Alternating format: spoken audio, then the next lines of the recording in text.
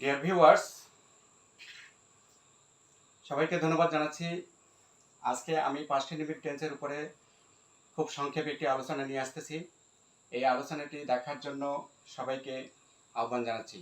তাহলে দেখুন, past indefinite tense এমন একটি টেন্স যেটি অতীতকালে শুরু হয়েছিল এবং অতীতকালে শেষ হয়েছিল। যেমন I went to Dhaka, I went to Dhaka. আবার এরকম হতে পারে, যেমন he made a cardigan, he made a cardigan. So past indefinite টেন্সটি কি, যে এটি অতীতকালে শুরু হয়েছিল এবং অতীতকালে শেষ হয়েছিল। তারপরে এগুলো কতগুলো, এই টেন্সের বাক্যগুলো কতগুলো স্পষ্ট অতীতকালের সাথে ব্যবহৃত হয়, যেমন 1971 সাল বা 2009 সাল অথবা গত ফেব্রুয়ারি মাস, এই ধরনের। যেমন he was born in 2009, Samira came here in the month of January. Samira came home in the month of January. সুতরাং আপনারা দেখলেন যে স্পষ্ট অতীতকালের সাথে এই টেন্সটি ব্যবহৃত হয়। যেমন স্পষ্ট অতীতকাল এখানে 2009 সাল এবং এখানে in the month of January.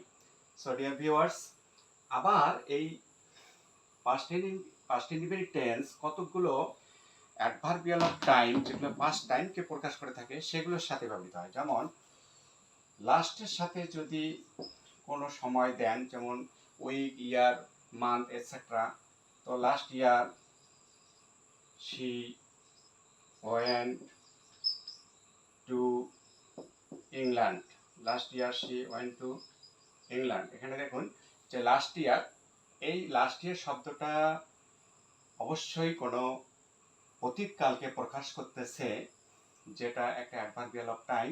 Last year হতে পারে, লাস্ট উইক হতে পারে, লাস্ট মান্থ হতে পারে, লাস্ট সেঞ্চুরি, লাস্ট এটসেট্রা। লাস্টের সাথে আমরা যে কোনো কিছু দিতে পারি, যেমন লাস্ট নাইট হতে পারে। তো এরকম আছে অনেক। তারপরে আছে রিসেন্টলি, লেটলি, এগুলোর সাথেও পাস্ট ইনডিফিনিট টেন্স ব্যবহার করা যায়। যেমন হি কেম দেয়ার রিসেন্টলি, হি কেম দেয়ার রিসেন্টলি। ডিয়ার ভিউয়ার্স, এখানে দেখুন যে এই রিসেন্টলি অ্যাডভার্বটির সাথেও পাস্ট ইনডিফিনিট টেন্স ব্যবহার করা যায়। তারপরে পাস্ট টাইম প্রকাশ করে আরও এরকম অনেক অ্যাডভার্বিয়াল অফ টাইম রয়েছে, যেমন প্রিভিয়াসলি আর 2 days বিফোর, অথবা লং সিন্স, লং বিফোর, এই ধরনের।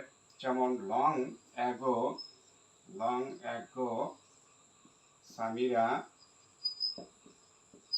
Came to our village, long ago Samira came to our village.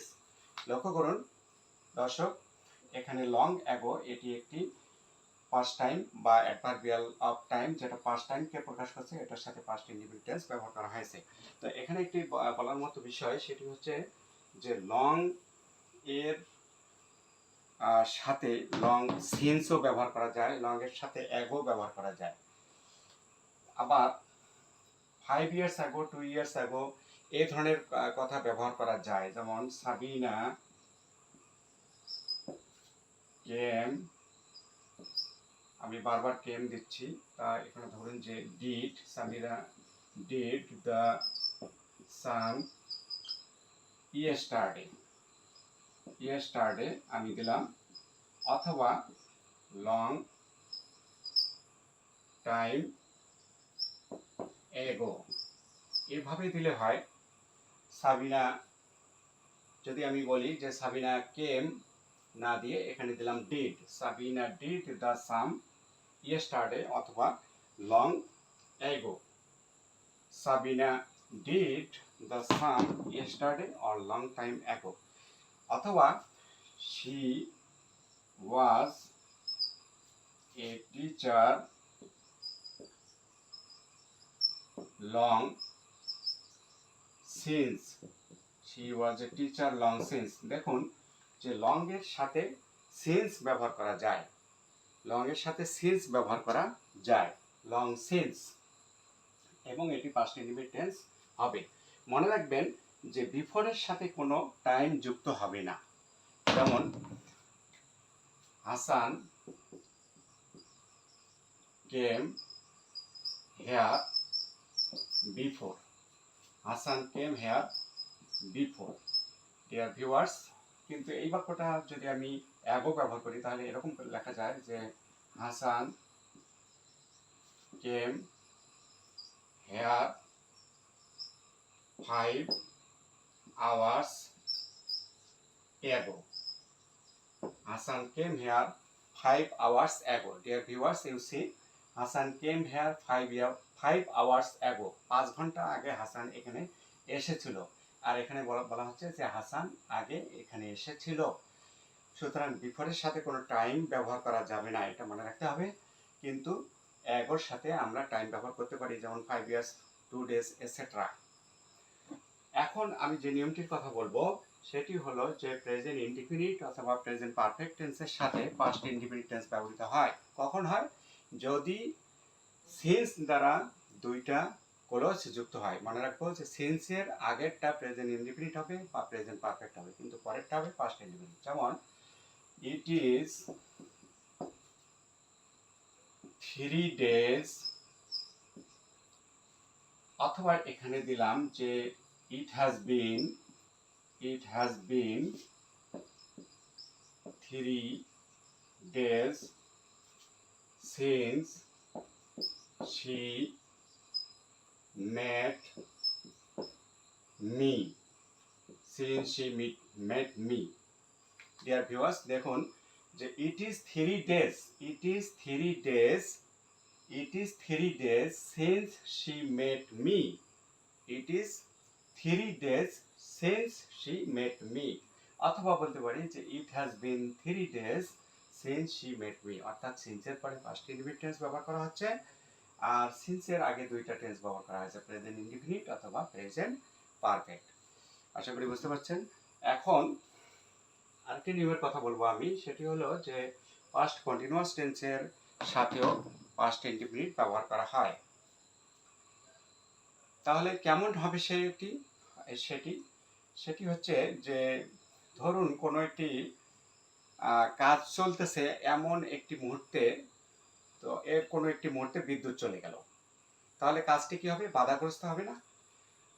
তো এই ধরনের সিচুয়েশন বোঝাতে, অর্থাৎ কোনো একটা কাজ কিন্তু চলতেছে আগে থেকে, বর্তমানেও চলছে, তো এই চলাকালীন সময়ে কোনো একটা সেকেন্ডে, কোনো একটা মুহূর্তে হঠাৎ করে দেয়ার হ্যাজ বিন এ পাওয়ার কাট, অর্থাৎ বিদ্যুৎ চলে গেল, তাহলে সেটা আমরা এইভাবে লিখতে পারি, when Sabina was reading a book, there, এই when যুক্ত ক্লোজটা শেষ হয়ে গেল, তাহলে সাথে সাথে একটা কমা দিয়ে দিলাম। যদি আমরা সাবঅর্ডিনেট ক্লোজটাকে আগে লিখি বা শুরুতে লিখি, তাহলে সেই ক্লোজ শেষ হওয়ার সাথে সাথে আমরা কমা দেব, তারপরে মেইন ক্লোজ লিখব। when Sabina was reading a book, there was a power cut. Dear viewers, দেখুন যে সাবিনা যখন পড়তেছিল, when Sabina was reading, Sabina যখন পড়তেছিল a book, একটি বই, সাবিনা যখন একটি বই পড়তেছিল, there was a power cut, বিদ্যুৎ চলে গেল। তাহলে কি ঘটলো?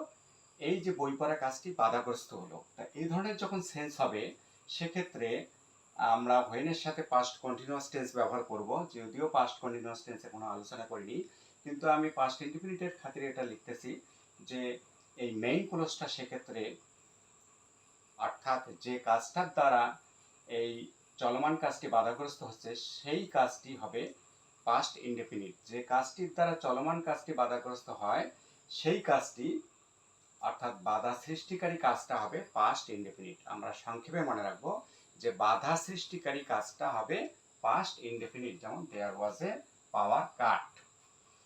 আরেকটি জায়গায় পাস্ট ইনডেফিনিট টেন্স ব্যবহৃত হবে, সেটি হলো পাস্ট পারফেক্টের সাথে। পাস্ট পারফেক্টের সাথে ব্যবহৃত হলে পাস্ট ইনডেফিনিট লেখা যায়। যেমন ডাক্তার আসার পরে রোগী মারা গেল, এগুলো আপনারা সবাই জানেন। ডাক্তার আসার পরে রোগী মারা গেল, কোন কাজটা আগে হলো? তাহলে রোগী মারা গেল এই কাজটা কিন্তু আগে হলো। তো যে কাজটা আগে হবে সেইটা হবে পারফেক্ট টেন্স, অর্থাৎ যেহেতু এটা অতীতকালকে বোঝাচ্ছে তাহলে পাস্ট পারফেক্ট টেন্স হবে এটা। আর যেটা পরে হয় সেটা পাস্ট ইনডেফিনিট। তাহলে ডাক্তার আসার পরে রোগী মারা গেল।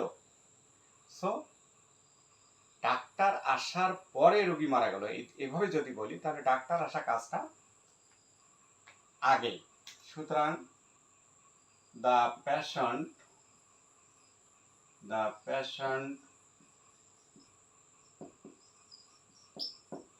যেহেতু এটা পরে হয়েছে সুতরাং এটা পাস্ট ইনডেফিনিট হচ্ছে the patient died. D I E D died spelling. The patient died after the doctor had come. After the doctor had come. Dear viewers, try to take a look at the screen. You see the patient died, অর্থাৎ রোগী মারা গেল। After the doctor had come, doctor আসার পরে। সুতরাং রোগী মারা যাওয়ার ব্যাপারটি যেহেতু পরে, এটি পোস্ট টেন্স। অবশ্যই আমরা মনে রাখবো যে পোস্ট টেন্স সাধারণত পাস্ট ইনডেফিনিট হবে, আর প্রি টেন্সটা হবে পাস্ট পারফেক্ট। তাহলে এই হচ্ছে পাস্ট ইনডেফিনিট টেন্সের সংক্ষিপ্ত ব্যবহার। তো আশা করি আপনারা সবাই এটি সম্পর্কে একটু ধারণা পেয়েছেন। তো আমাকে বিভিন্নভাবে সহযোগিতা করার আহ্বান জানিয়ে এবং আমার ভিডিওগুলো ভবিষ্যতে দেখার আহ্বান জানিয়ে এই আশাবাদ ব্যক্ত করে শেষ করলাম। ধন্যবাদ সবাইকে। Thank you.